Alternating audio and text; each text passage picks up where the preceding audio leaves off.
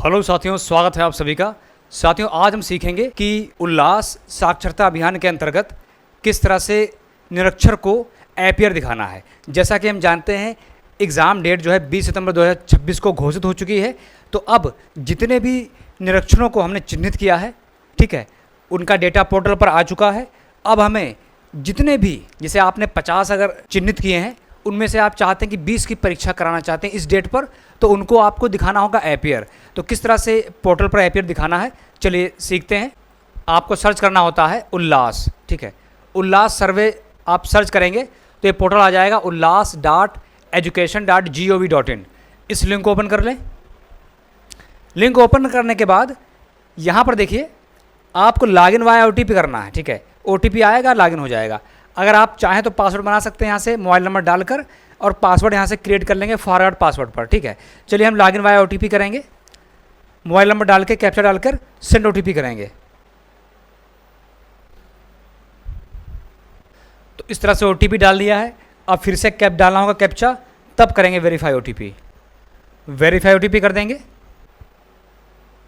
साथियों, एक बात बता दें, अगर आपका मोबाइल नंबर नॉट फाउंड दिखा रहा, मतलब आप सर्वेयर नहीं बने हैं, तो आप किसी दूसरे सर्वेयर के लिए अपना मोबाइल नंबर ऑनलाइन पोर्टल से ही रजिस्टर्ड कर सकते हैं, चेंज कर सकते हैं, ठीक है।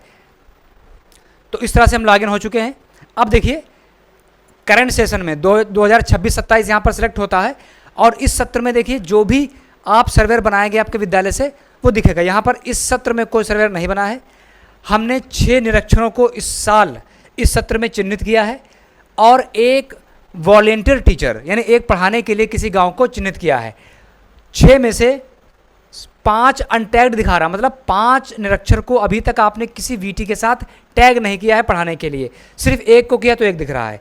अच्छा, इसके अलावा पिछले सत्र में आप देख पाएंगे कि पिछले सत्र में कितने हमारे यहाँ से बने थे। सर्च कर लेंगे तो आपको दिख जाएगा। देखिए, अब 8 आ गई, संख्या चेंज हो गई।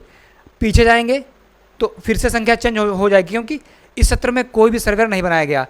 इससे जाएंगे 23-24 में, देखिए हमने सर्च किया और आपको दिखा 2।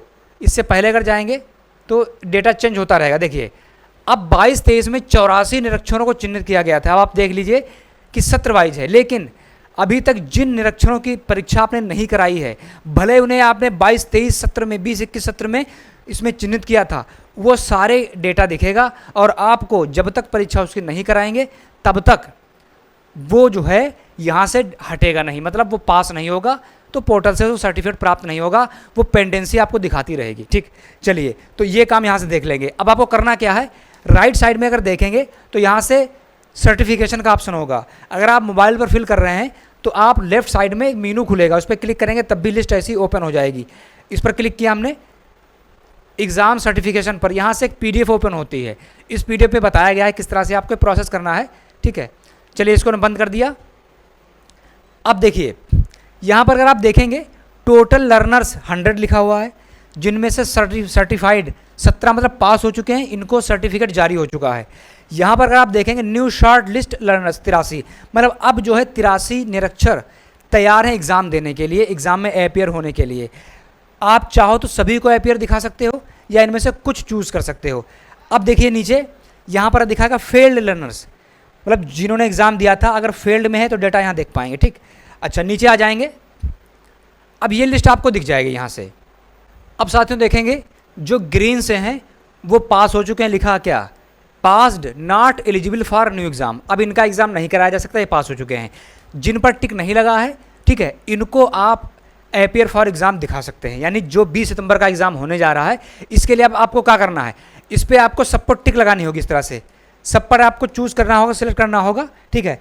और ध्यान रखिए, जिसमें नेम डिस्क्रिपेंसी है, नेम डिस्क्रिपेंसी का मतलब है कि उनके आधार पर और फीडिंग में मिसमैचिंग है, तो ऐसे लोगों को भी आप नहीं दिखा पाएंगे appear for exam.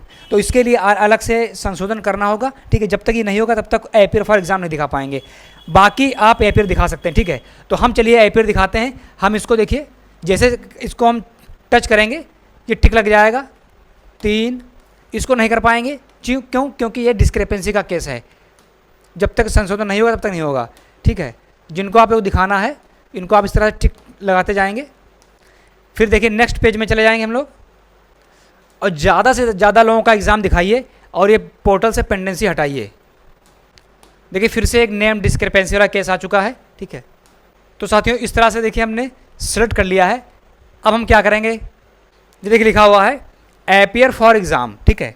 Appear for exam इस पर क्लिक करेंगे हम लोग। उसके बाद आपको क्या करना है, चूज़ एग्ज़ाम डेट, यहाँ से एग्ज़ाम डेट चूज़ करेंगे।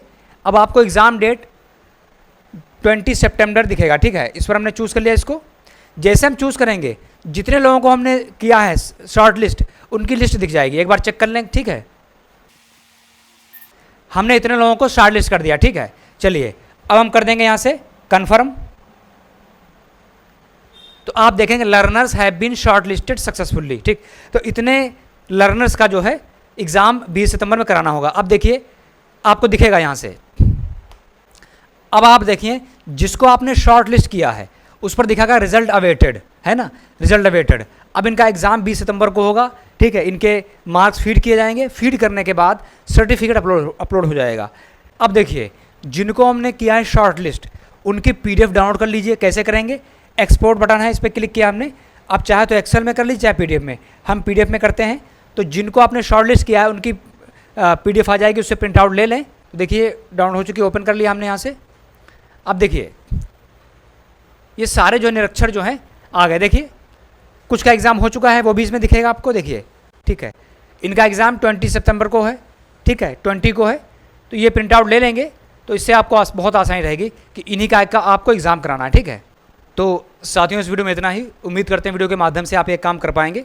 अगर वीडियो पसंद आए उसको लाइक और चैनल को जो सब्सक्राइब कर लीजिएगा। तो मिलते किसी दूसरे इन्फॉर्मेटिव वीडियो के साथ। Thanks for watching.